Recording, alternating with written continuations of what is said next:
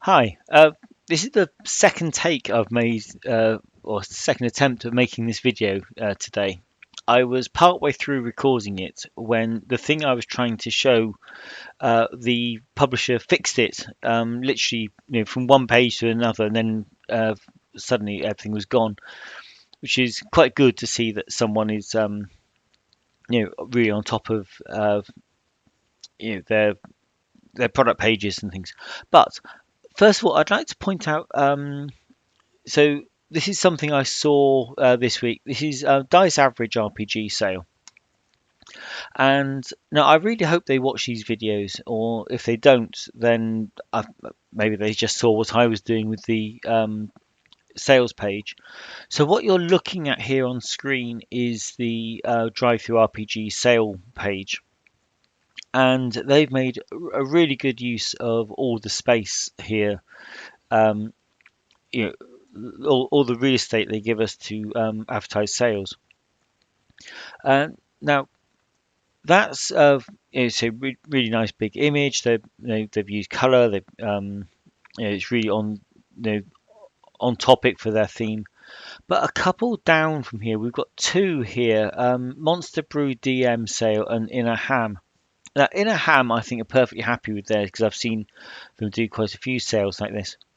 But Monster Brew DM, they've used the space, which is cool, but they've not used an image, and I find that that particular color combination isn't particularly legible or eye-catching, and it made me wonder whether they don't know how to actually upload and store a nice big banner on a drive-through on their servers. So if anyone doesn't know how to put a big banner onto the drive-through servers, just drop me a line and I'll tell you how to do it. So that was one thing. Now I'll just close that window just right. So this is the Philip Reed games. Now I want to show you. I'll do first of all. I'm going to talk about their covers. They've started doing these kind of 3D style mock-up covers. Now I've been doing this for a year or so now, or slowly upgrading them all over a space of a year. And he's got a couple of nice styles going on here. They've got this gatefold, and then they got these trifold he calls brochure adventures. But my versions of them, I use this sort of folded format, and I do that because it means the front of the brochure is facing the customer, and so is the last panel.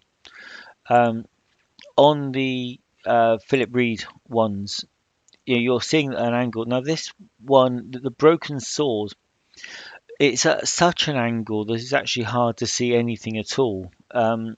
There's some of these flatter on ones you can see a bit more. Now, did I? No, I didn't open one of those. I'll open one of those a second. Yeah, so that's I think they are really eye-catching. They stand out. If we scroll down, when you get a big block of covers like this, the 3D cover really stands out because it's the irregular shape, which I think is great.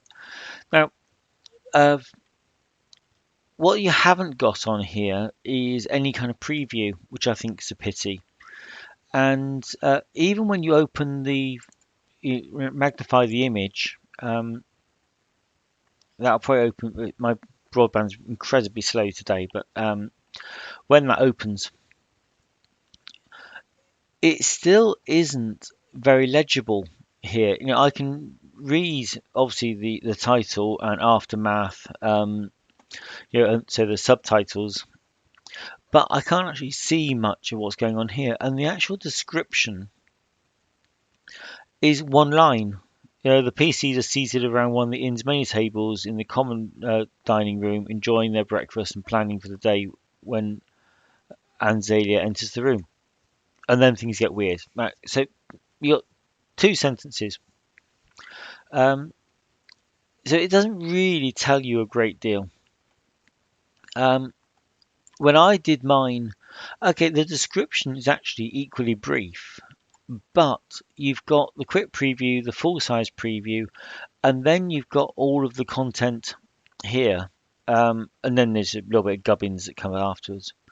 And then my footer with all of them. And the funny thing is, you got this kind of evolution over time as my layout's changed. Um, but I feel I'm giving the customer or potential customer far more view of what they're going to buy. And of course, the full size preview, they can actually read the whole adventure if they wanted.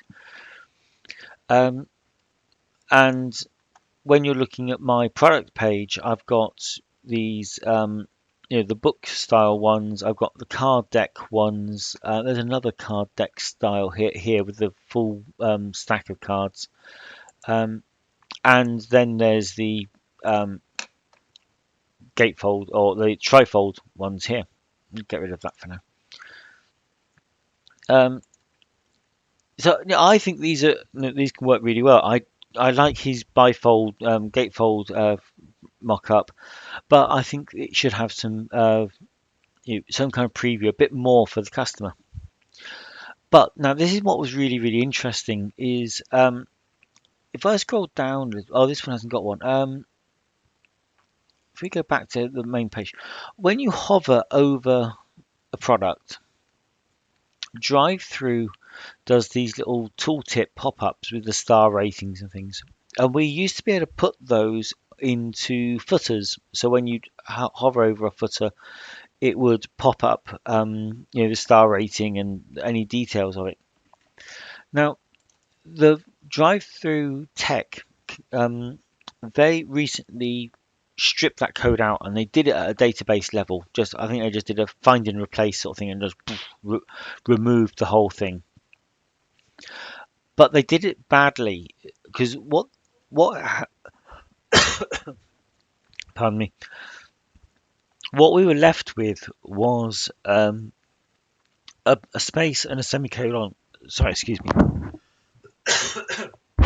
Oh, that's better. A space and a semicolon where they had ripped out the code but left a little bit of a legacy behind. And it just broke loads and loads of footers. And the Philip Reed footers were all like that. They were just a big block of semicolons and spaces. Until about 2 hours ago, when all of a sudden he's fixed them. And I was just going to point out the kind of the moral of the story is going to be: it doesn't matter how good your footer is, you have to check it occasionally to make sure that DriveThru haven't broken it. Which is what had happened to Philip Reed. It happened to mine, and I fixed mine a couple of months ago. And it was just ironic that these have been broken for weeks, and then someone pointed out Philip Reed's products to me on Monday or Tuesday, I think it was. And then I was just talking about them, and then he literally fixed them as I was talking about them. So yeah, just now this is a really nice looking text footer. It tells you exactly kind of what you're getting. It's well organized, and I would, if you don't want to muck about with all these, I've closed mine, didn't I? If you don't want to muck about with putting thumbnail images and titles and things, then this is a really nice, user-friendly. It's a good example of a footer, and here you go. So it's putting quite a lot of content onto every page, and you can just manage them all from your publisher page. So yeah, all I'm going to say is make sure that you check that DriveThru hasn't broken any of your footers or anything that you've set up. We had a week or so, for about a week, a month ago, the purchaser notes just disappeared. Then on what they called community content products, the product codes, the SKU that field has just disappeared. So things are constantly changing. So you have to really check that everything that you think's in place remains in place. So yeah, that was all I uh, wanted to point out really. So yeah, nice looking products. I love these covers. I love the look of them. They could do some kind of preview, I'd have said. And yeah, that's it. And if you I think if they were a little bit more consistent, where's that one? Yeah, because that's really really cool. I also think Philip Reed's prices are too low, but then that's a choice for him. Okay, so yeah, that's it. I said it would be a short video today. So it's just 10 minutes. Thank you for watching.